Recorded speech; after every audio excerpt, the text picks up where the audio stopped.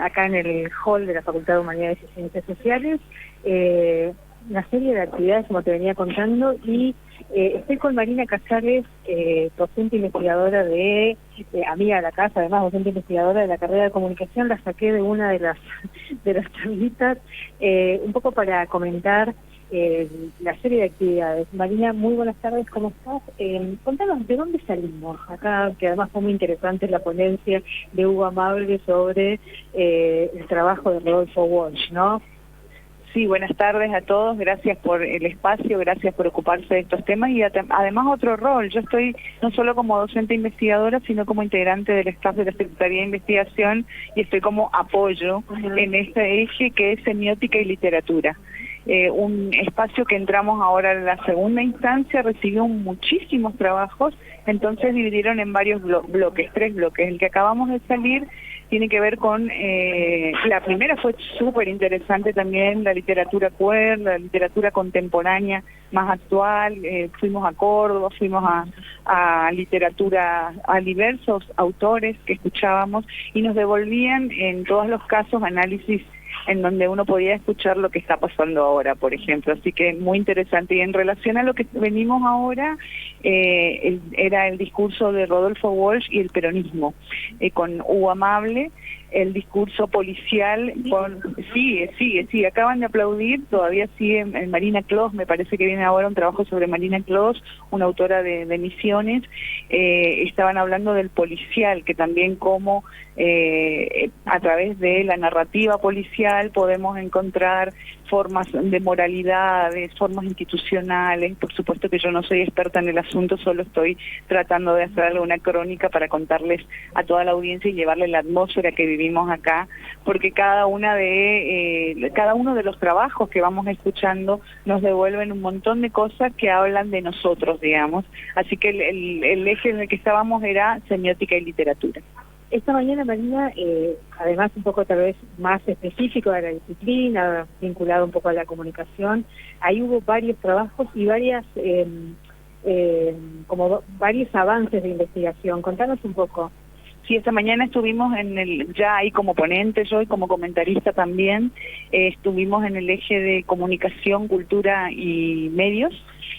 Allí se escucharon varias producciones vinculadas a la producción discursiva en entornos digitales, por ejemplo, vinculados al género, vinculados también a la pornografía y al discurso erótico, y también al derecho a la comunicación. En el segundo bloque fue prácticamente vinculados a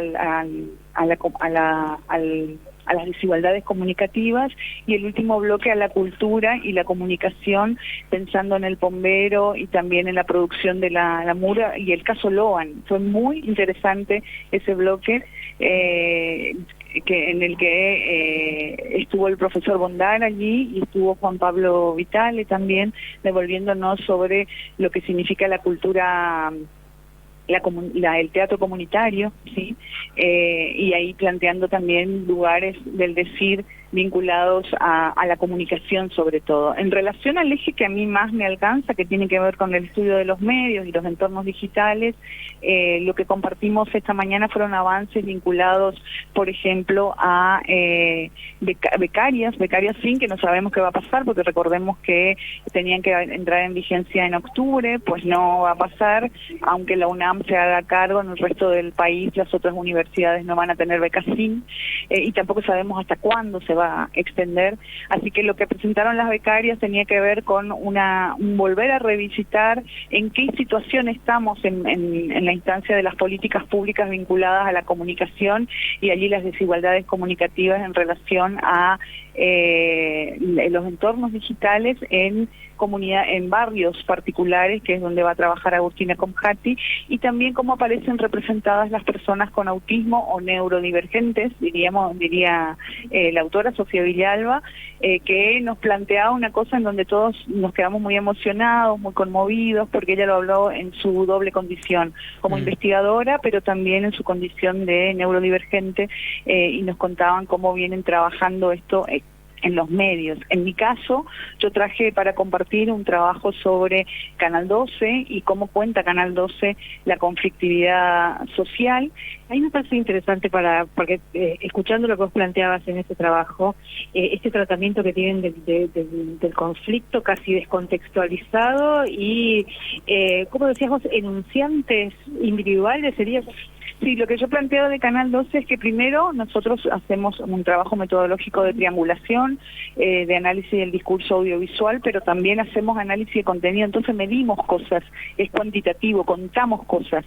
Y cuando contábamos la conflictividad en comparación con otros medios, que yo vengo también midiendo, analizando eso, 4 medios digitales y ahora me animé con el discurso audiovisual, lo que veíamos era que en primera instancia Canal 12 no cuenta los conflictos, o si los cuenta, que es en menor medida creo que llegan al 0,2% de las noticias en prime time, en horario prime time del noticiero, el conflicto está afuera, está en Rusia, está en Venezuela, en el momento en que medimos estaba en Buenos Aires, por ejemplo, el antagonista era el gobierno nacional u otros lugares. También lo que contábamos es que estaba como muy ludificado por el tipo de recursos que tienen wall, que tienen mobileros, que tienen recursos para viajar, que no todos los medios lo tienen. Eso también lo pongo yo en la mesa a la hora de pensar en qué condiciones de producción Canal 12 realiza su noticiero. Y lo que pensaba es, primero decíamos, acá no hay conflicto, no se cuenta el conflicto, porque es más bien gubernamentalizado. Aparecen los actos políticos, pero en clave política, y ahí hay un dato para mirar. Nos parecía que no es que omiten el conflicto, sino que responden al conflicto. De todas maneras, el conflicto está contado. Está contado en esta clave. En el momento en que nosotros medimos, que fue en el 2022 y ahora en el 2023, estaba el conflicto yerbatero y el conflicto docente en escena. Sin embargo, en Canal 12 que se contaban hechos muy interesantes, pero de docentes individuales, o hechos muy interesantes de algún yerbatero, o la respuesta al conflicto, digamos. Si en otros medios se está contando el reclamo de los docentes, acá contamos cómo una docente puede llevar adelante la robótica muy lejos en San Pedro, muy lejos en algún lugar ruralizado, etcétera, en la voz de ese docente. Entonces, me parece que aparece invertido y hay ahí un movimiento discursivo que nos presenta que, de alguna manera, de todas maneras, en Canal 12 aparece el conflicto, pero como resuelto o con sujetos de proposición individuales, no organizados, no colectivizados, no en lucha, no en reclamo, sino con la respuesta a esos reclamos. Y eso nos parecía como interesante de poder compartir, identificando 3 tipos de conflicto. La solución al conflicto, que es una forma de hablar del conflicto, el conflicto en otro lugar, o también la respuesta, la proposición a un problema en la voz de ciudadanos, no en la voz de funcionarios. No aparecen los funcionarios ahí, contra todo lo que uno podía pensar, pero personalmente tenía como prejuicios y decía van a aparecer muchos funcionarios. Bueno, no aparecen los funcionarios. El otro dato que también nos parecía interesante es que en los otros medios los primeros lugares ocupa la política y la inseguridad. En Canal 12 no hay noticias sobre inseguridad, sino que hay noticias gubernamentalizadas sobre inseguridad. Entonces aparece cómo la policía se está equipando, la cantidad de recursos que hay, cómo se les aumentó el salario. O sea, hay una solución al conflicto, no hay un conflicto. En esa línea es que queríamos plantear las narrativas distintas que aparecen en la provincia, pero un dato que quiero compartir es que lo hacemos desde una perspectiva de derechos. Esto es para revalorizar Canal 12, no estamos haciendo solo la crítica para criticar en sí mismo, sino para desnaturalizar, y porque las audiencias tienen derechos, y nos parece que también en un medio público estaría piola poder dar cuenta de esa conflictividad que en los otros medios sí se está contando. Gracias, muchas gracias. Bueno, Miguel, ahí Marina Casares, y contándonos un poco en su doble rol, primero como investigadora y acá también como asistente en este eje temático, de los muchos que hay. O sea, es muy arbitrario nuestro recorrido, digamos, porque bueno, son muchos los temas.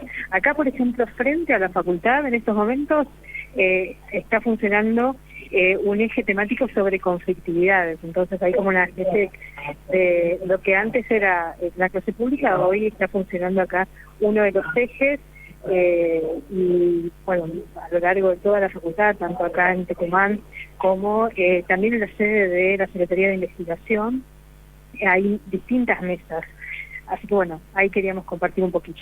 Bien, interesantísimo el trabajo de investigación, porque me parece que focalizar en un medio que además cuenta con un nivel, una cantidad de producción que no tiene casi parangón en la región, ¿no? Porque Canal 12 tiene una cantidad de programación propia enorme. Ahora que podemos comparar, por ejemplo, con medios de Formosa, de Corrientes, incluso de la provincia de Santa Fe, no pueden competir con Canal 12. El nivel de inversión en producción propia es muy grande. Ahora, analizar qué tipo de producción y qué mensaje tiene me parece más que interesante, ¿no? No, y además esto, ella en algún momento lo decía también, la llegada que tiene, porque eso también tiene que ver con la inversión y con la infraestructura, y en otros contextos hasta la estética. Bueno, los que habitualmente ven el canal lo pueden dimensionar. Así que bueno, ahí nos metimos. Estuvo muy interesante el análisis que hizo Hugo Amable sobre el trabajo de Rodolfo Walsh, pero bueno, no lo podíamos sacar a Hugo Amable. Después estaba hablando. Estaba hablando. Ya tendremos tiempo también de charlar un poquito. Muy interesantes todos los trabajos, así que tienen tiempito, insisto, y tienen ganas de irse a la facultad, pueden venir y darse una vueltita por las distintas mesas. Bien, linda la charla con Marina de paso. 16:44, gracias Alicia, en un rato estamos de vuelta en contacto. Dale, gracias Miguel. Charlábamos con Alicia Rivas, que a su vez nos ponía a Marina.